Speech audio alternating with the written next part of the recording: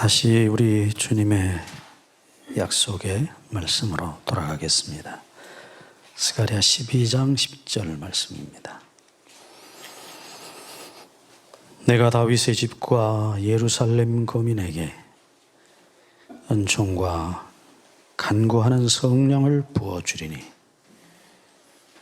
그들이 그치는 바 나를 바라보고 그를 위하여 애통하기를 독자를 위하여 애통하듯 하며 그를 위하여 통곡하기를 장자를 위하여 통곡하듯 하리로다.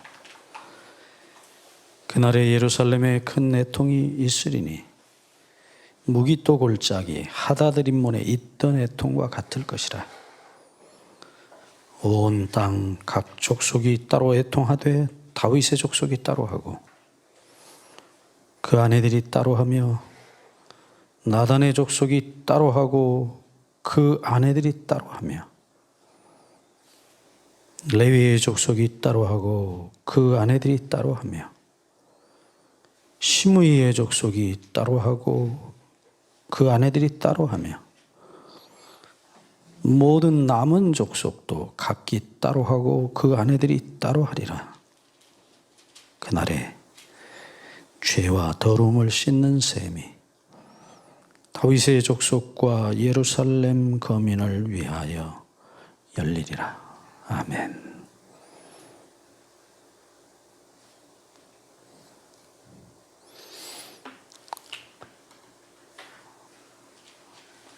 참 우리는 특별히 은혜 받은 복 받은 백성들임을 인해서 하나님께 다시 한번 감사합니다. 이런 귀한 약속의 말씀을 누가 들을 수 있으며 받을 수 계세요? 제가 왜 이 말씀을 계속 봉독하는지 여러분 제 마음을 이해하시는지 모르겠어요. 너무 소중해서 영원히 반복하고 싶은 약속입니다. 이 약속 정말 주님께서 우리 모두에게 이루어 주시기를 다시 한번 주의 이름으로 간절히 축원합니다.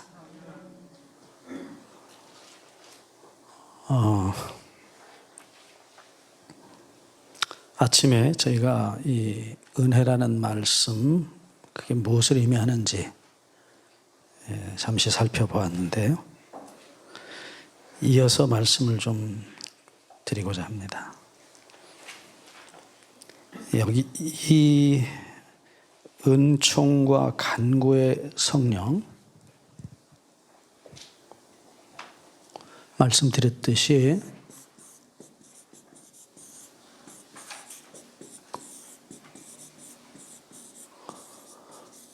이 두 단어 은총, 간구는 사실상 형제 말이라고 말씀드렸어요. 이 아버지가 같아요. 이 구약이나 신약이나 그 원어로 보면 은혜라는 말이 굉장히 많이 나와요. 종류가 많습니다. 근데 그 말 은혜를 표현할 때 어느 쪽에서 어떤 맛으로 표현했느냐에 따라서 말이 달라지는 것뿐이지 사실 굉장히 많아요. 근데 이 스가랴 12장 10절에서는 이 헨이라는 단어하고 말씀드린 간구, 따하눈이라는 단어가 형제 말인데 이것을 합쳐서 사용하고 있는 것은 상당히 하나님께서 어떤 분명한 뜻을 다른 어떤 의미를 부여하고 있다는 것을 확인할 수가 있어요. 형제 말이 한 구절에 같이 나오는 것입니다. 뭐 기도한단 말, 간구한단 말 굉장히 많아요. 은혜란 말도 말씀드렸지만 굉장히 많아요. 이렇게 이 두 단어를 붙여놓은 이유가 뭐냐? 그것은 근본적으로 하나님의 은혜가 이게 이제 은혜를 베풀다는 하나님이란 동사의 이제 명사들이에요.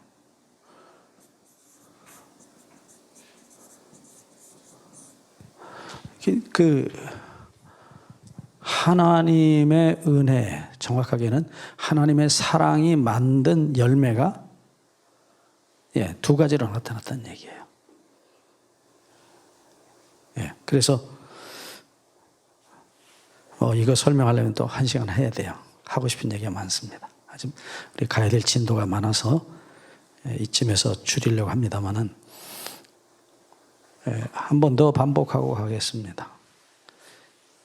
이 하나님의 영, 성령께서 우리에게 하나님의 사랑, 하나님의 은혜를 전달해 주실 때 우리 마음에서 일어나게 하시는 반응, 메아리, 그게 간구인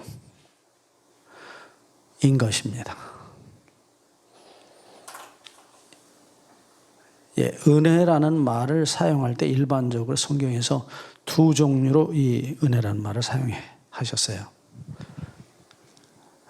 이 은혜에 대한 신약 성경, 구약도 마찬가지입니다만은 일반적으로 사용한 용례를 보면 첫째로 가장 많이 쓰인 예입니다. 그것은 하나님의 용서의 은혜를 가리키고 있어요. 그런데 이렇게도 쓰였지만 은혜라는 말이 이건 이제 특별 은혜라고 우리가 흔히 이름을 붙여보시죠. 일반적으로 그냥 일반적 은혜라고 하는 말로 쓰인 경우도 있어요. 이건 이제 선물이라는 말로도 흔히 은혜라는 말이 번역이 되기도 했어요. 네, 카리스인데 뒤에다가 마자 붙이면 카리스마 하면 그게 선물이란 말로도 번역이 됩니다. 이게 무슨 얘기냐면 하나님께서 우리를 창조하시기 전에 먼저 준비해 놓으신 모든 것, 햇빛, 공기, 먹을 것, 나무, 꽃, 모든 것입니다. 그러니까 아버지가 자식이 살 수 있도록 집을 마련하고 정원을 꾸미고 가구를 사 넣으시고 모든 것 다 준비해 놓으신 그 은혜, 이게 소위 이제 창조물들도 은혜라는 말로 쓰였어요. 그러니까 이게 선물이에요. 그러니까 창세기 1장을 보시면 인간이 처음으로 창조된 게 아니고 먼저 하늘을 창조하시고 땅을 창조하시고 그 가운데 있는 모든 것을 다 만드시고 심지어는 밤의 조경, 아주 기가 막힌 조경이죠. 우리가 참 잘 잘 수 있도록 달빛, 햇빛을 궁창에 비치게 하시고 낮에는 이렇게 환한 햇빛을 그 다음에 꽃, 나무, 풀, 동물 모든 걸 다 만드신 겁니다. 그리고 마지막으로 창조하신 게 사람이에요. 그것을 뭐라고요? 일반 은혜라 그래요. 그것 우리가 하나님께 잘해드려서 헌금 많이 내서 효도해서 그 다음에 받은 게 아니잖아요. 그야말로 무료로 받는 선물이거든요. 뭘 잘해서 우리가 받은 게 아니죠. 그래서 그것도 은혜라는 말로 쓸 수 있다는 사실이에요. 실제로 그렇게 많이 씁니다. 우리 어버이날 되면은 절하면서 부르는 노래 있죠. 어머니 노래. 나 실제 괴로움. 그게 어머니 은혜죠. 그렇게 죽도록 내가 원하지도 않은데 어머니가 나를 뱃속에 가지시고 그렇게 고생하셔서 낳으시고 기르시고 그런 부모로서 자식에게 베푸는 모든 것도 은혜라 그렇게 표현하고 있는 것이에요. 그런데 이제 물론 자식이 잘못하면 그거 다 죽을 고생을 해서라도 자식의 문제를 해결해 주시는, 용서해 주시는 은혜도 은혜예요. 그래서 이것을 특별히 이렇게 두 종류로 나누는 것이 일반적인 예입니다. 저도 이 말씀에 100% 동의합니다. 그런데 이 은혜와 간구의 은혜를 사실은 말씀드린 대로 깨닫게 하시는 성령이 오실 때 비로소 우리 가슴이 반응을 한다. 우리가 이 정도로 은혜에 대한 말씀을 정리하고 그 다음 말씀으로 좀 가겠습니다. 우리 갈 길이 너무 멀어서. 그래서 모든 것이 은혜예요. 우리 찬송가에도 나오죠. 내가 지금 사는 것 주의 크신 은혜요. 주를 믿게 된 것도 더욱 크신 은혜라. 예, 우리 이 은혜라는 말을 설명하려면 모든 것이 은혜예요. 자,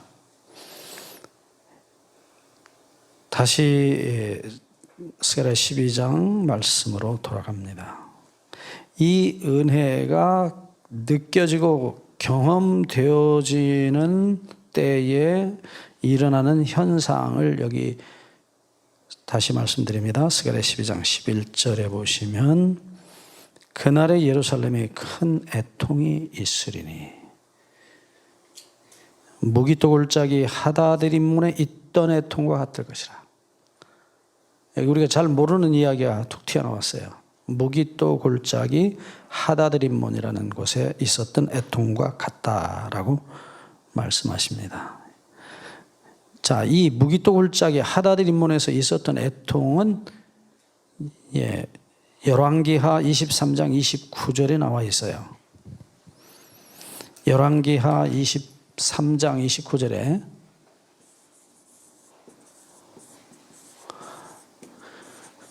유다의 마지막 선한 왕, 이스라엘 역사에 가장 선했던 왕입니다. 이 요시아라는 왕의 죽음 앞에서 모든 이스라엘이 울었던 이야기예요. 열왕기하 23장 25절을 보시면 이 요시아 왕에 대한 이야기가 전에도 없었고 후에도 없었을 만큼 하나님을 모든 것을 다해서 마음을 다하고 뜻을 다하고 성품을 다해서 하나님을 사랑하고 그 율법을 지켰던 왕이라고 말하고 있어요.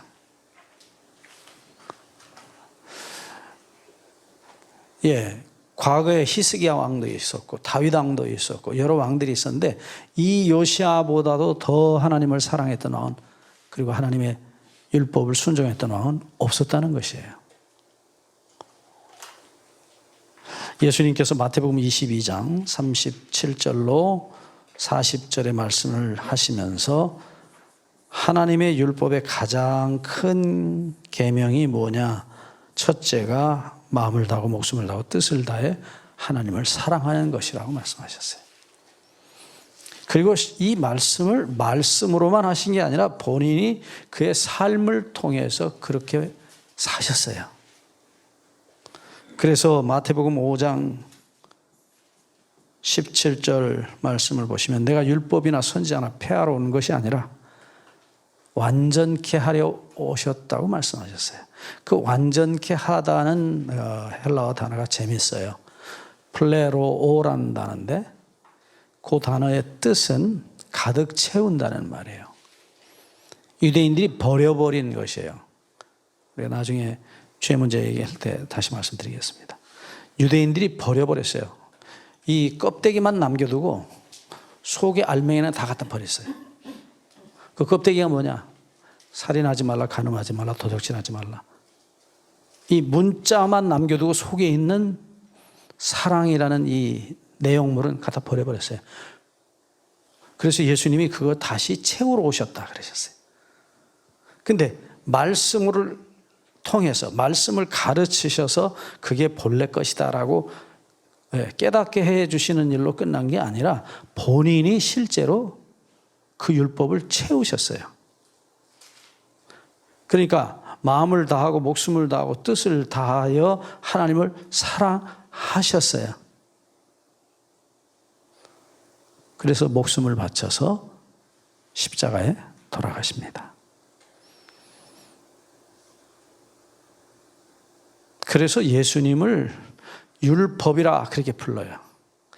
예수님이 은혜고 사랑이고 의이고 뭐 여러 말을 붙여서 예수님을 설명할 수 있지만 예수님을 다른 말로 표현하면 율법이에요. 율법이 뭐냐? 예수님이 사신 그 삶과 그분의 마음이, 그분의 본성이 율법이에요. 예. 그래서 이렇게 하나님을 모든 걸 다해 사랑하셨던 예수님을 가장 많이 닮았던 왕이 이 요시야예요. 물론 요시야도 죄인이고, 예. 그렇지만 그 예수님을 보여주는 그림자였어요. 예. 지난번에도 말씀드렸죠. 요한복음 5장 39절에 이 성경이 내게 대하여 증거한다. 구약에 나타난 말씀들, 사건들, 사람들 다 예수님의 한 그림자에 불과했던 것입니다. 예수님을 보여주고 있었어요. 어떻게 생기셨는지. 그래서 이 요시야 왕이 어떻게 살다가 어떻게 죽었을까? 요시야가 아주 어렸을 적에 왕이 돼요. 그리고 나중에 39세가 되어서 죽었어요. 아주 젊은 나이에 죽었습니다. 어디서 죽었느냐? 평생 하나님을 사랑하고 하나님의 율법을 철저히 순종했던 이 요시야가 죽은 장소가 이 무기또 골짜기 하다드림몬이라는 곳이에요. 아까 말씀드렸듯이 열왕기하 23장 29절에 이 사건이 기록되어 있어요. 그러니까 이스라엘 백성을 대신해서 왕이 앞에 나가서 적군을 물리치고 이스라엘을 지키기 위해서 싸우다가 죽었어요. 예수님처럼 30대에 죽었습니다. 젊은 나이에. 이스라엘 위해서 대신해서 싸우다가 죽었어요. 자, 여러분, 이 사건이 있을 때에 예레미야가 역대하 35장 24절에 슬픈 애가를 지어 불렀다 그랬어요. 역대하 35장 24절에 이 선한 왕, 어쩌면 이스라엘의 마지막 희망의 등불이었던 이 요시야가 죽었을 때 예레미야가 슬픈 노래를 지어서 불렀다고 성경에 기록되어 있어요. 자, 이제 이스라엘 백성들이라면은 자기들을 대신해서 돌아간 요시야 왕을 위해서 다 슬퍼했어요. 온 이스라엘이 울었어요. 그러니까 구약에 나타난 이스라엘이라는 말의 여러 특성 중에 하나가 뭐냐면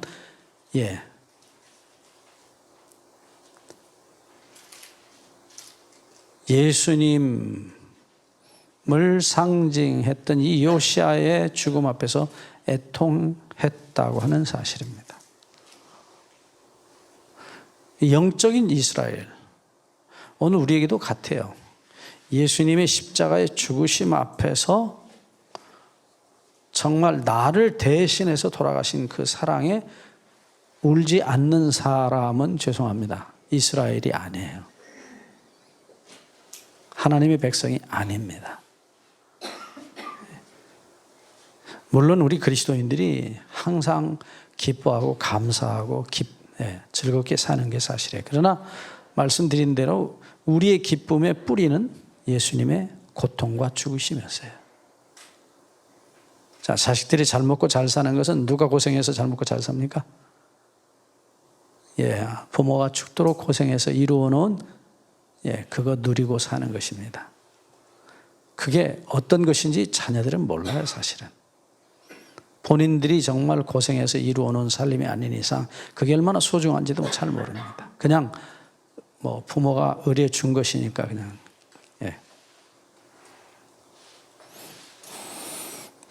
그래서 나중에 우리가 보겠지만은 이 그리스도인 삶에 있어서 성화라는 단어는 하나님의 사랑을 점점 더 깊이 이해하고 경험해가는 과정을 성화라 그래요.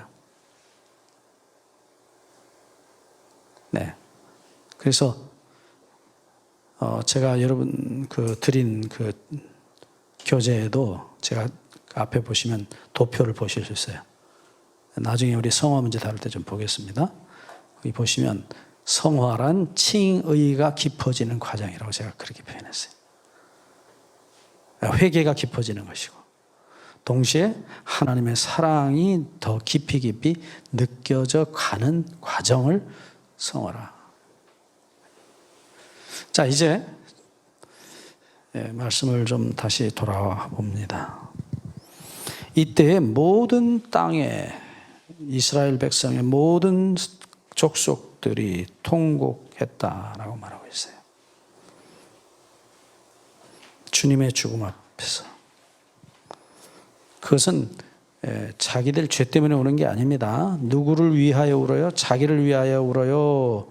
그를 위하여 울어요? 대상이 이유가 달라요. 내가 비록 주님의 가슴을, 내 죄가 주님의 가슴을 찔렀지만 그런 나를 말없이 가슴에 묻고 가신 그 사랑에 우는 사람들이에요. 그래서 소리도 사실은 못 내고 우는 것입니다.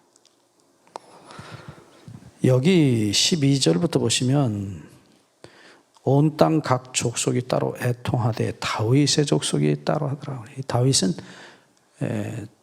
행정하시는, 정치하시는 그런 분들을 가리켜요. 다윗은 왕이죠. 두 번째로 나단이 나타납니다. 나단은 선지자죠. 다윗의 죄를 고발했던 선지자입니다. 말씀을 맡으신 종들이에요. 13절에 레위 족속이 나타나는데, 레위는 성소를 섬기던 종들입니다. 평신도 지도자들이겠죠. 그 다음에 시므이 족속이 나타나는데, 레위의 작은 지파예요. 작은 집안인데 대표적으로 썼습니다.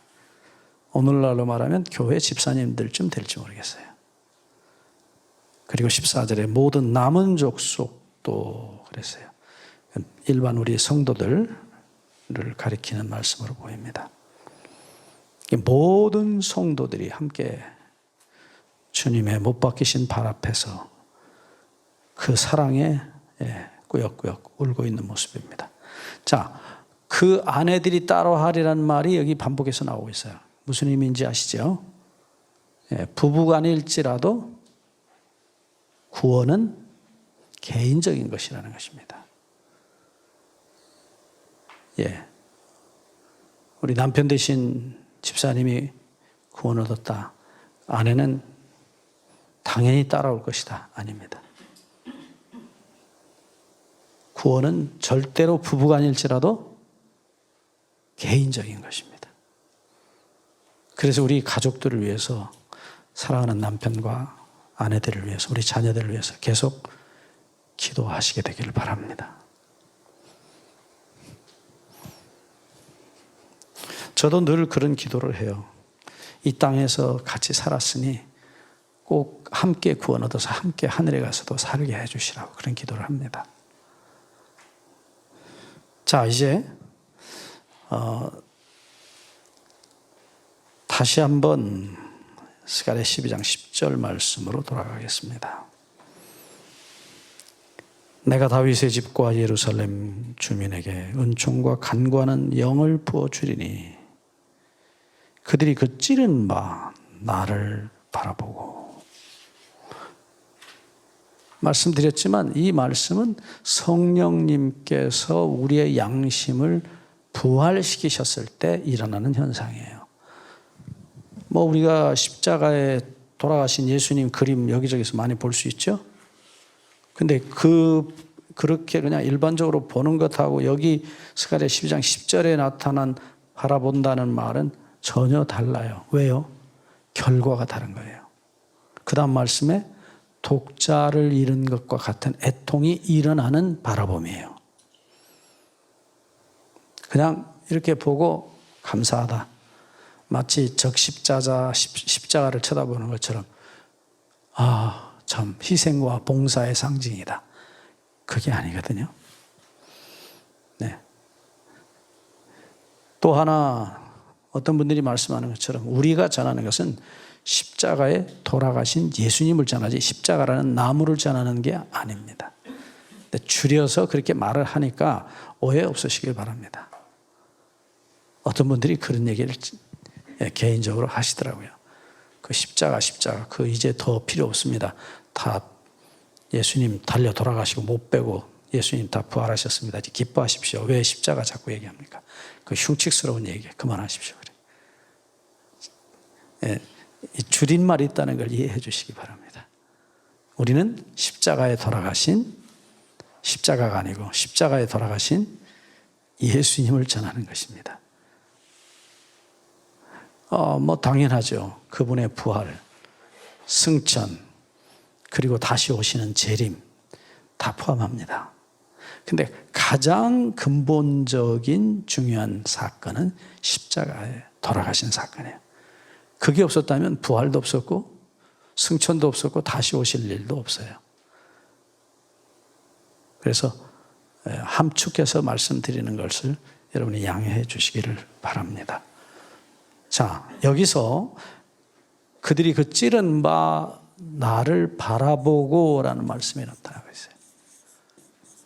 이 단어는 나바트라는 히브리어입니다. 이 나바트라는 동사는 좀 특별해요.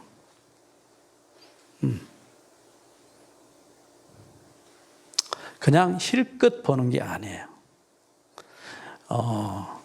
뭐 굳이 영어 표현을 쓰자면, 영어식으로 표현하자면, 우리말에는 응시한다는 말이죠. 응시. 이렇게 자세히 보는 거죠. 그런 표현이에요. 영어로 표현하자면 워치 같은 단어들이 거기서 해당이 될지 모르겠어요. 자세히 보는 거예요.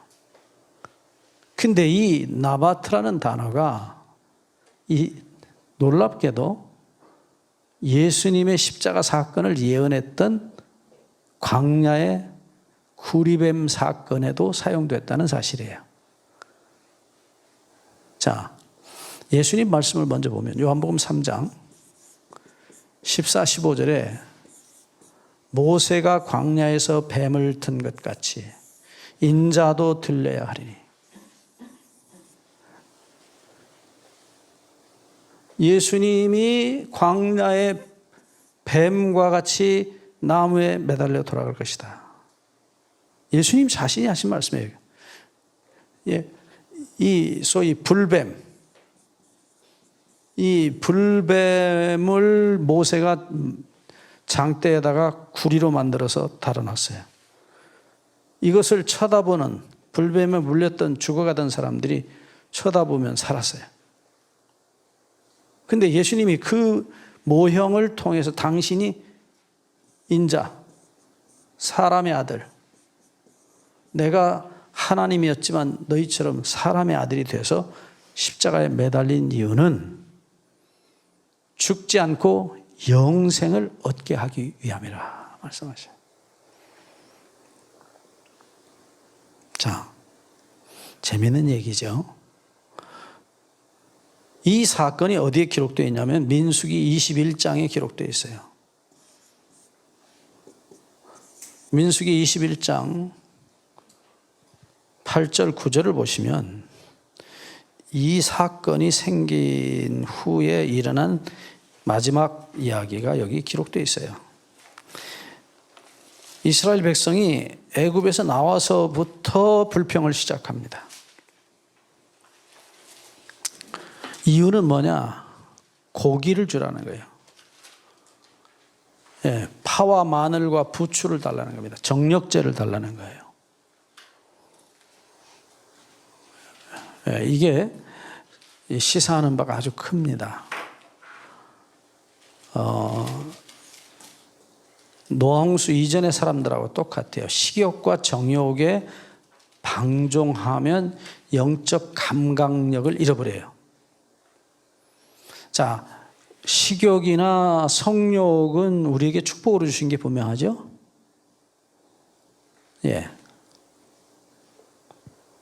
식욕이, 하나님께서 우리에게 식욕을 주시지 않았더라면 우리 먹고 싶은 마음 없어요. 소위 거식증 환자가 돼요. 음식을 거부한다 해서 거식증이라고 그러죠? 음식을 거부하면 죽어요.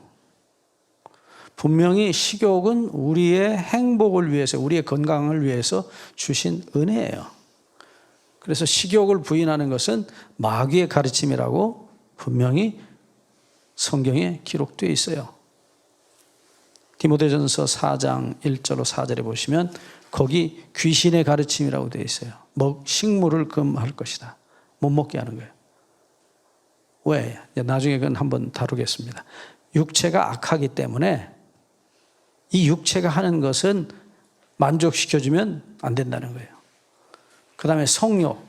성욕 없으면 하나님께서 창세기 1장 28절에 우리에게 주셨던 축복. 생육하고 번성하여 땅에 충만하라. 생명이 나올 수 없어요.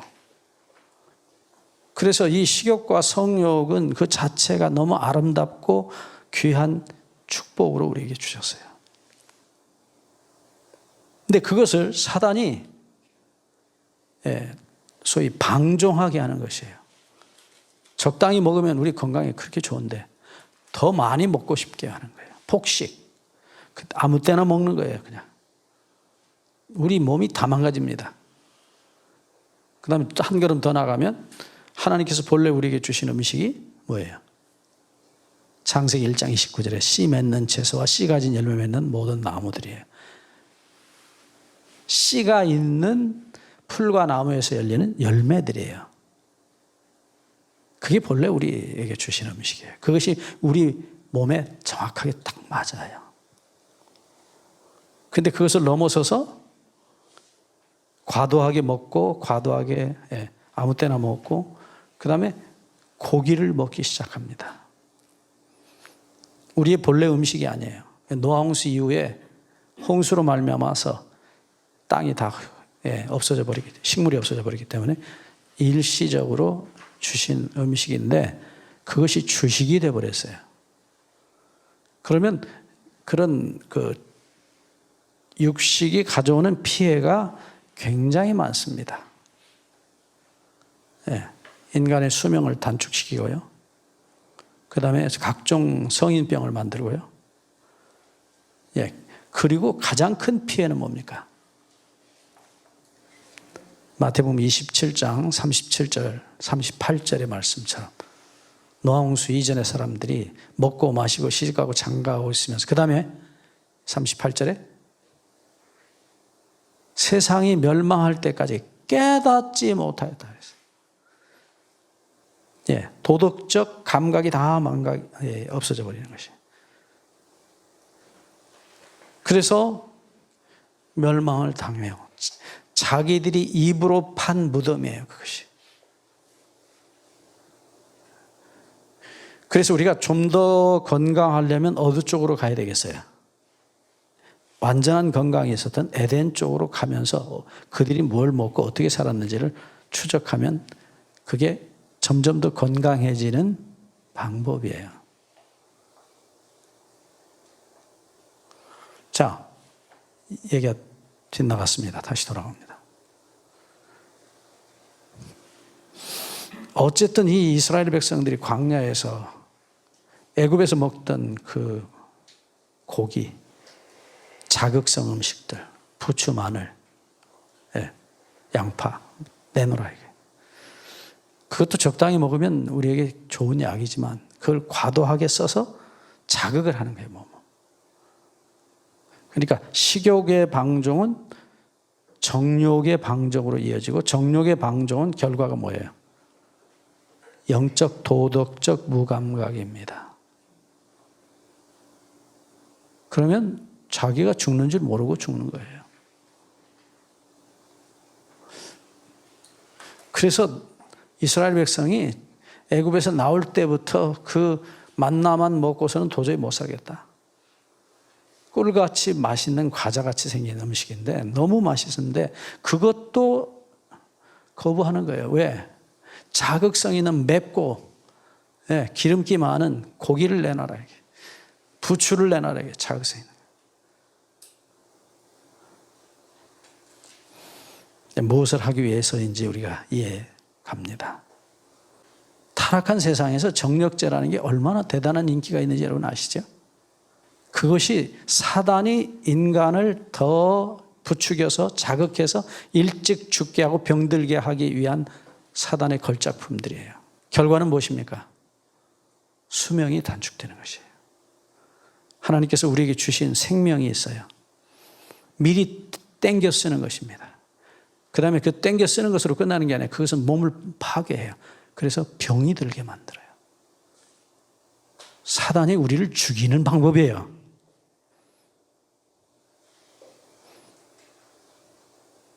여러분, 해가 지면 잠을 자야죠?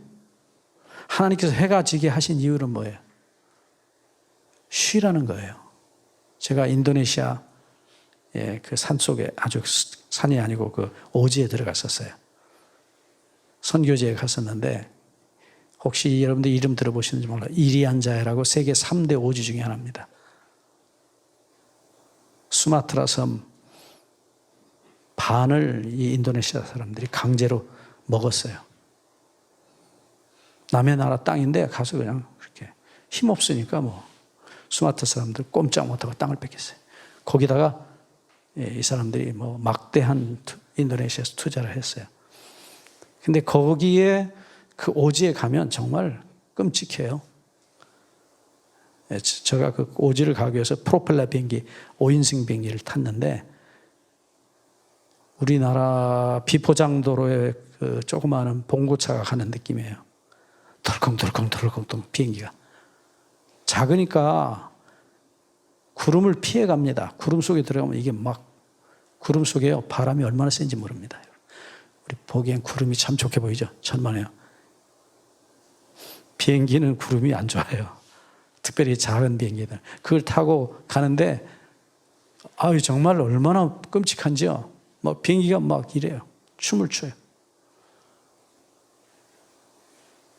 밑에를 이렇게 내려보니까 늪지대예요. 열대우림이 이렇게 있는데 그 밑에가 이렇게 반짝반짝한데 보니까 늪이에요.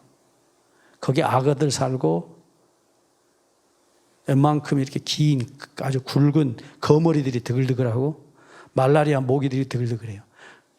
거기 떨어져 죽은 사람들이 있었어요. 비행기 타고 가다가. 선교사들. 저도 거기 떨어지면 어떻게 되겠어요? 누구 밥이 되겠어요? 그런 데를 갔어요.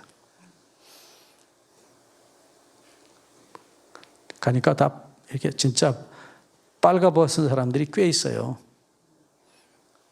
이제 좀 선교사들이 가서 옷도 주고 해가지고 요즘은 대충 입고 사는데, 아직도 할아버지들은 다 빨가벗고 살아요. 그게 더 좋대요. 그리고 여기다 이렇게 가리고 이렇게 하고 그 있어요, 그런 거. 이렇게 뭐라고 말씀드리고, 그리고 옆에 와서 사진 찍자 그래요. 뭐 우리 보고 좋아서 사진 찍는다고, 그게 아니에요. 사진 찍어준 다음에, 옆에서 서서 찍어준 다음에 $1 그래요. 영어에 유일한 아는 단어예요, 그 사람들이. $1. 그건 알아요, $1. 그러면 돈 줘야 돼요. 그런 곳에 가봤는데, 제가 선교지를 여기저기 다니니까 뭐 그런 데도 갈 수밖에 없어요. 참 뭐라고 표현해야 될지 모르겠어요. 그런데 인도네시아 정부가 그분들에게 이제 남의 땅을 차지했잖아요. 환심을 사기 위해서 가라오케를 집집마다 설치해주고 테레비를 갖다 설치해준 거예요. 가라오케 아시죠? 뭔지. 쿵짝쿵짝쿵짝 하는 거 있잖아요. 노래방에 가면 왜 있잖아요. 그 다음에 테레비가, 번쩍번쩍한 테레비가, 천연색 나오는 테레비가 나오니까 이분들이 교회 다 오시다가 얼마 후에는 교회 아무도 안 와요. 교회 가면 재미없거든요. 뭐 딱딱한 뭐 알아듣지도 못하는 뭐 설교인지 뭔지 연설인지 하는데 못 알아듣는데, 가면 뭐 또 주고 가끔 먹을 것도 주고 이렇게 하니까, 약도 주고 말라리아 약도 주고 하니까 좋아해요. 그러다가 나중에는 텔레비가 들어오니까 빠야. 텔레비가 얼마나 재밌어요? 그 다음에 가라오케 놓고 밤새 뭐 할 줄 모르는 노래지만 배워가지고 쿵짝쿵짝 춤추는 거지. 얼마나 재밌으니까 예배당 아무도 안 와요. 실컷 전도해 이러니까 마귀가 다 잡아갔어요. 우리 같이 갔던 약사 선교사님이 갈 때마다 한 짐씩 약을 들고 가요. 공항에서 한 3분의 1은 뺏깁니다. 인도네시아가 아직도 그래요. 그래도 그 나머지 주워가지고 갖다가 주면 그 사람들 피부병도 많고 풍토병도 많고 그런 거 좋아하거든요. 그때뿐이에요. 약 타러 오고 그 다음엔 안 와요. 교회 오세요? 안 와요.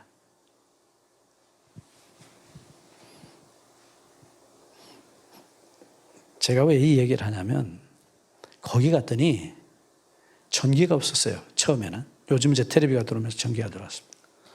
처음에 가니까 다 해지면 자는 거예요.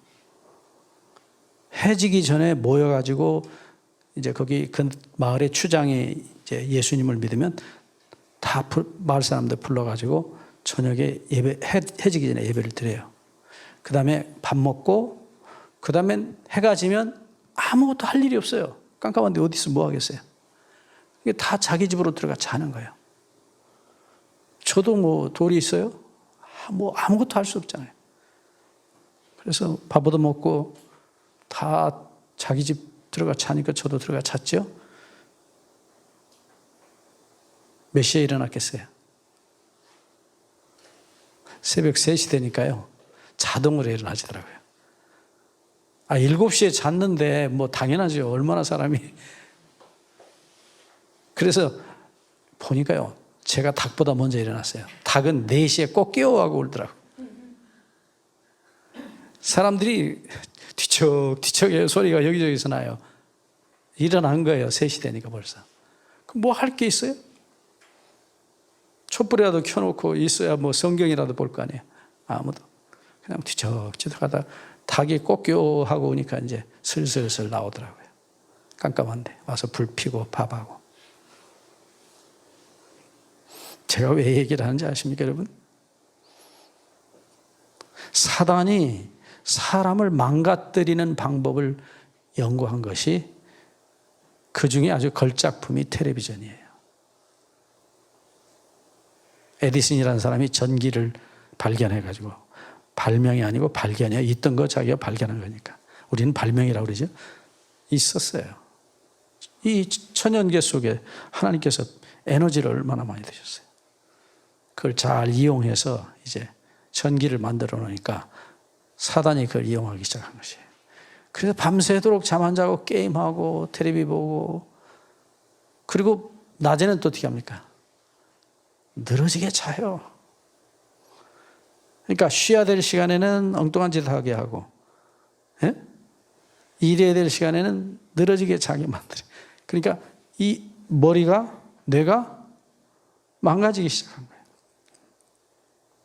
소위 바이오 리듬이라고 우리 영어로 그렇게 표현하죠. 생체 리듬. 우리 몸은 자연에 순응하게 돼 있어요.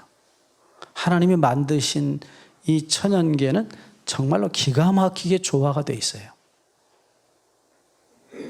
닭은 그거 할 줄 압니까?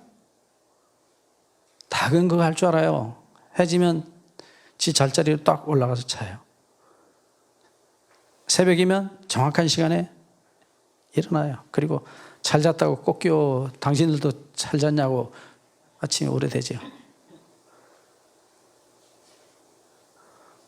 우리가 다 아는 얘기를 제가 반복해서 죄송합니다. 가로등 켜놓으니까 가로등 밑에 있는 벼가 잘 자라요? 그래서 요즘엔 가로등 11시 되면 끄는 운동이 또 생겼다면서요. 벼가 자라지를 못해요. 개들이 자는 시간이 있어요. 식물도. 그 자는 시간에 못 자게 불을 켜놓으니 개들이 자지를 못하니까 이 생체 리듬이 안 맞는 거예요. 아니, 벼도 안 맞는데 사람은 더더욱 얼마나 고등 기계입니까? 그런데 밤새 잠 안 자고 불 켜놓고 텔레비 보고 게임하고 있으니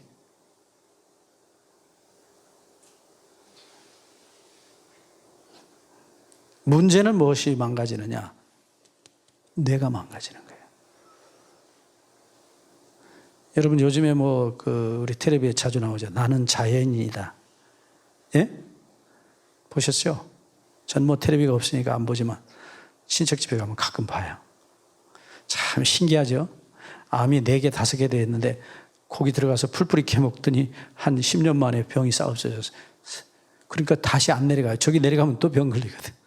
또 라면 먹어야 되고, 밤새 불 켜놔야 되고, 거긴 뭐 불이 있어요? 해지면 자는 거니까.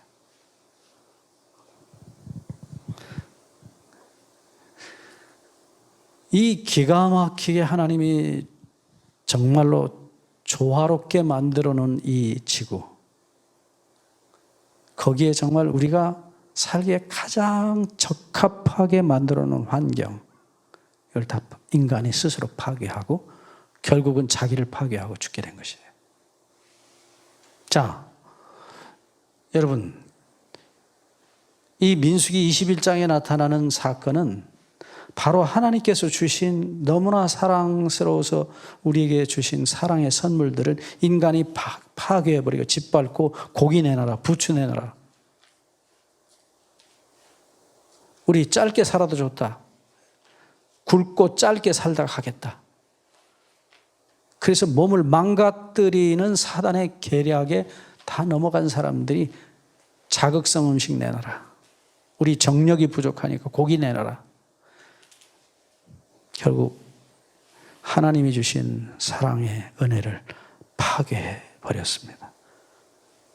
그리고 끝까지 하나님을 대적합니다. 40년을 끝까지 대적합니다. 아주 독사의 머리 쳐든 그런 모습하고 비슷해요. 끝까지 하나님을 저항합니다.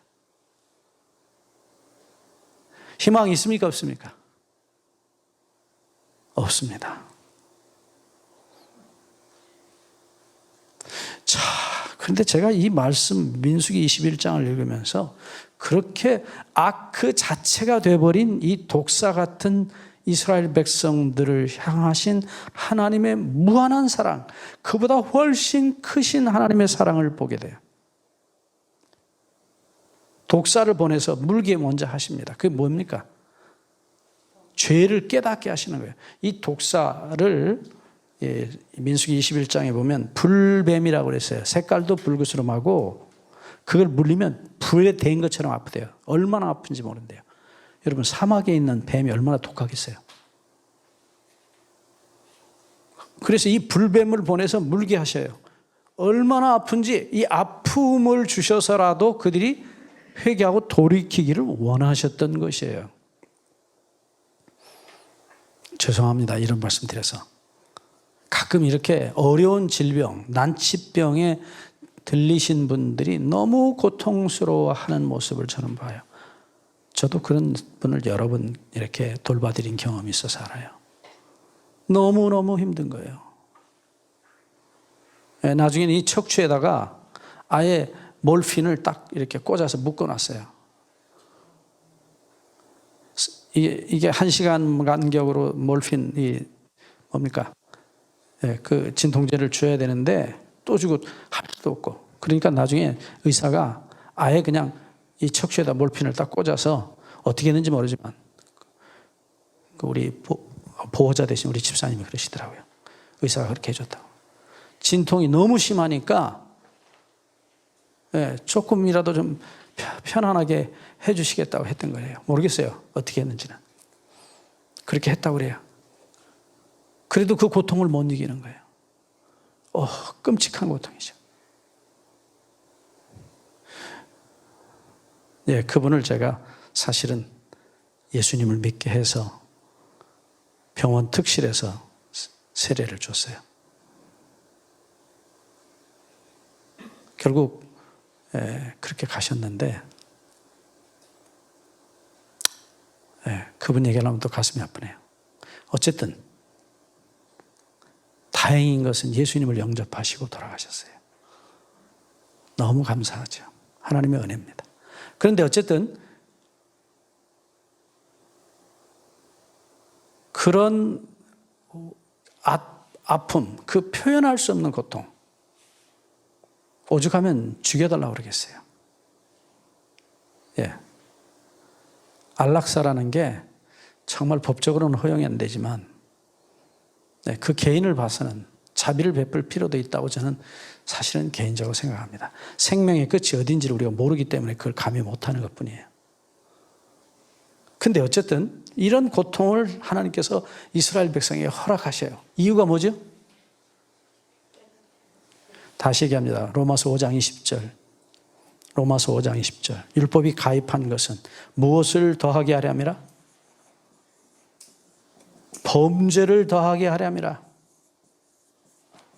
율법이 와서 뭘 우리에게 가르치냐면 네가 얼마나 기가 막힌 죄인인지를 알아야 된다고 말씀하셔요. 율법의 역할은 그것이에요. 범죄를 더하게 하려 함이라. 양심이 다 죽었기 때문에 양심에 있는 법이 죽어서 그게 죄인지를 모르게 됐어요. 그래서 할 수 없이 율법을 중간에 다시 끼워 넣습니다. 이게 죄야. 너를 죽게 만든 죄야. 그렇게 가르쳐 주신 이유가 뭐예요? 범죄를 확실히 깨닫게 하시고, 그 다음 마지막으로, 그러나 죄가 넘친 곳에 은혜는 더욱 넘쳤다. 죽지 말고 살라는 거예요. 율법이 가입한 첫 번째 목적이 뭐예요? 자, 죄를 깨닫게 하는 거고, 두 번째 목적, 마지막 목적은 뭐예요? 제발 죽지 말고 하나님의 용서의 은혜에 들어와서 살라. 살라 하는 거예요, 살라. 죽지 말고 살라는 것이에요. 죽으라는 게 끝이 아니에요. 자, 돌아갑니다. 이때에 이 고통을 당하던 이스라엘에게 하나님은 그 고통 당하고 그냥 숨이 끊어져 죽어라, 그렇게 하지 않으셨다는 사실이에요. 희망이 없어 보이는 그 악한 이스라엘이 제발 그 고통을 통해서 살기를 바라셨던 거예요. 그게 바로 이 장대에 매달아라는 뱀이에요. 자, 다시 보시죠. 민수기 21장 8절을 봅니다. 여호와께서 모세에게 이르시되 불뱀을 만들어 장대 위에 달라. 물린 자마다 그것을 보면 살리라. 여기 보시면 불뱀을 만들어 장대 위에, 나무 위에 달아라 그랬어요. 근데 여러분, 여기 불뱀이라고 하는 말씀이 기록되어 있는데 죄송합니다만 본래 말은 이 뱀이 없어요. 그냥 불이에요, 불. 히브리 말로 사라프라는 단어인데 불덩어리입니다. 불덩어리.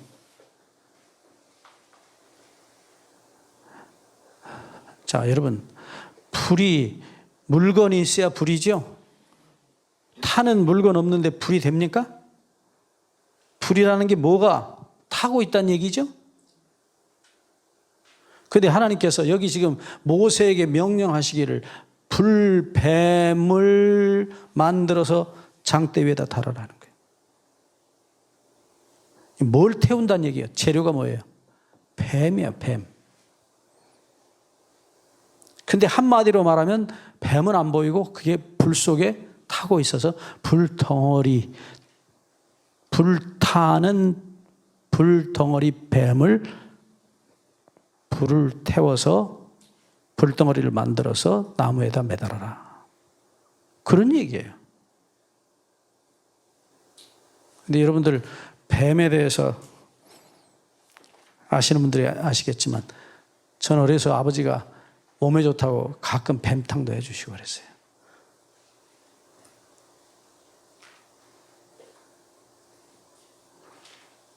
근데 여러분, 뱀을 삶아보시면 알아요. 뱀이요, 기름이 얼마나 많은지 모릅니다. 뱀을 삶아서 뱀탕을 해서 이렇게 조금 식혀보면요, 기름이 이렇게 노란 기름이 둥둥 떠요. 얼마나 기름이 많은지 몰라요. 여러분, 뱀에다가 불을 붙여서 나무에다 매달았다고 한번 생각해 보세요. 지금 그걸 요구하셨거든요, 하나님께서. 그 뱀이 어떻게 되겠어요? 지글지글 타면서 결국은 마디가 뚝뚝뚝뚝 떨어져요. 그거 오래 못 둬요. 원래 몇 시간이나 두는지. 몇 시간도 아닐 거예요. 불 붙인 뱀, 불덩어리가 된 뱀이 어떤 모습이겠어요? 온몸을 다 비트는 거예요. 뜨거우니까. 그런 불덩어리 뱀을 만들어서 장대 위에다 달으라 하는 거예요. 그거 얼마 못 가기 때문에 모세가 하나님의 말씀하신 뜻을 받들어서 민수기 21장 9절에 보면 불타는 뱀을 매다는 게 아니고, 그 다음 말씀 9절을 보시죠. 모세가 놋뱀을 만들어 장대 위에 다니 뱀에게 물린 자마다 놋뱀을 쳐다본 즉 살더라. 예, 이것이 이제 구약성경에 우상으로 나중 그 후 시대에 히스기야 시대까지 우상으로 섬겨졌다고 나와요. 그 뱀 이름이 느후사라단이라고 우리 한국말로 그렇게 번역했습니다. 그러니까 모세가 실제로 만든 것은 이 불타는 불덩어리 뱀을 매달은 게 아니고 뭘 매달았어요? 불 색깔 나는 금속인 구리를 가지고 뱀이 그 불 속에서 온몸을 비트는 이런 모습으로 구리로 뱀을 만들어서 달았다. 그런데 1500년 가까운 세월이 지난 다음에 예수님이 오셔서 뭐라고 말씀하시냐면, 모세가 광야에서 이 불뱀을 달아서 불타는 뱀을 매달았던 것처럼 인자도 똑같이 나무에 달려야 하리니 그랬어요.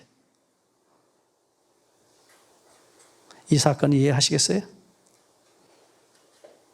자, 성경에 예수님은 분명히 요한복음 1장 29절에 지난 시간에도 말씀드렸지만 세상 죄를 지고 가는 불뱀입니까? 어린 양입니까? 어린 양이시잖아요. 근데 예수님이 십자가 위에서 자기의 모습을 뭐라고 표현했어요? 나는 세상 죄를 지고 가는 하나님의 어린 양이다. 그렇게 안 하시고 저주받은 불타서 심판받아서 불 속에서 사라져간 불덩어리 뱀이다. 그러신 거예요.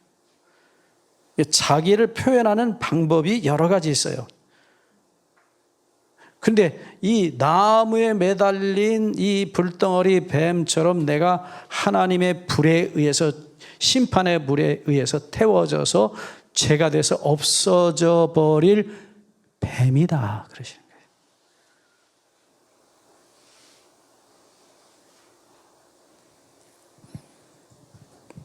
자, 조금 더 들어가 봅시다.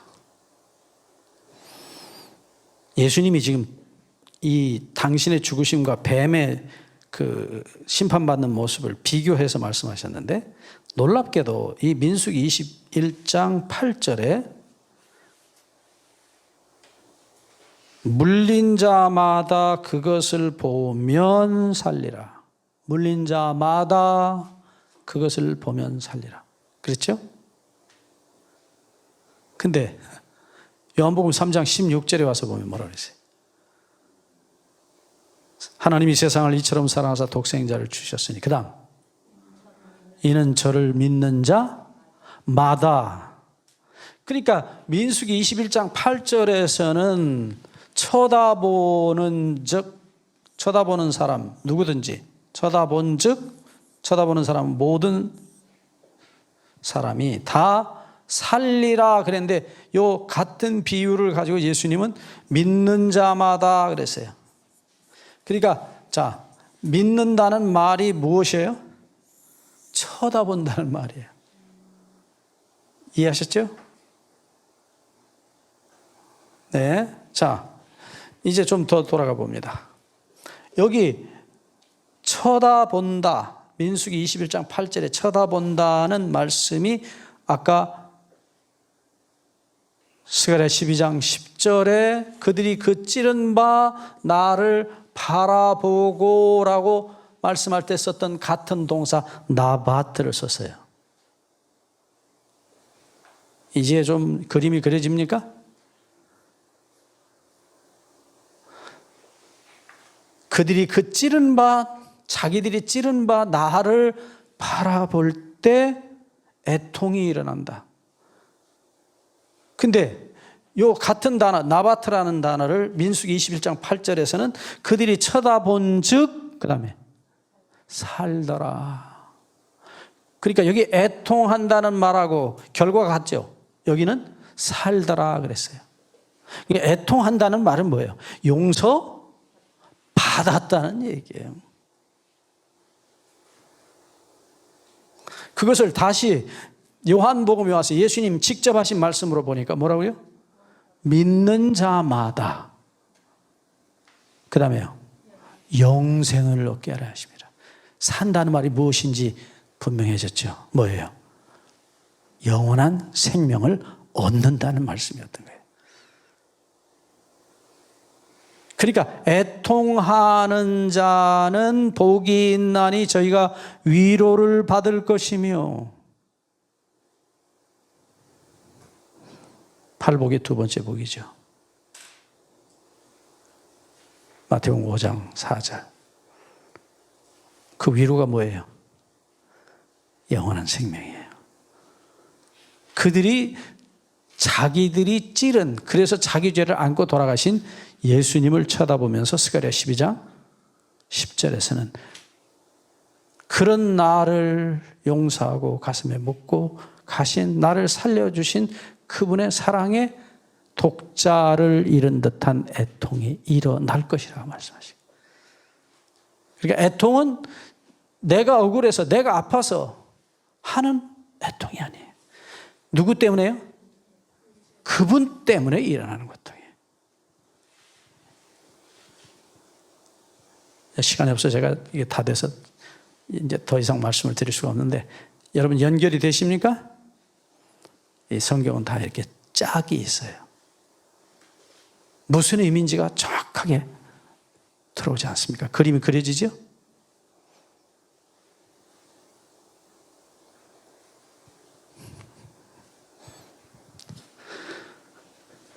네, 시간이 돼서 다음 시간에 계속하겠습니다. 네, 다음 시간에 제가 좀 한 번 더 그림으로 그려드릴게요. 대조가 되시죠? 비교가 되시죠? 그래서 쳐다본다 하는 말이 가진 의미는 이젠 희망이 없어요. 죽을 수밖에 없어요. 너무 고통스러워요. 그럼에도 불구하고 그런 나를 아프게 가슴에 묻고 돌아가신 주님을 쳐다보는 것 외에는 다른 아무 희망이 우리에게는 없다는 것이에요. 희망이 없기 때문에 그분은 당신 가슴에 묻고 돌아가셨어요. 희망이 있어서 우리를 가슴에 묻은 게 아니에요. 우리는 희망이 없는 완전한 죄덩어리입니다. 악덩어리예요. 그것을 자식에게 너무 아파도 자기 가슴에 묻고 그 자식의 죄를 안고 그 자식의 죄를 없애주시기 위해서 가슴이 뚫어지시면서도 그 자식을 안고 용서하시고 가셨어요. 그 사랑이 우리를 살린 사랑입니다. 기도하겠습니다.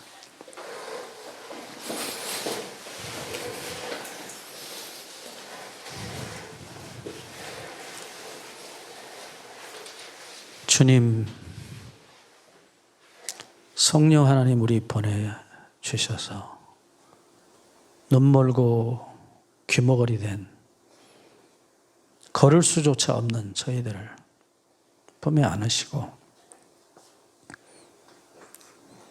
주님의 그 아픈 가슴 속으로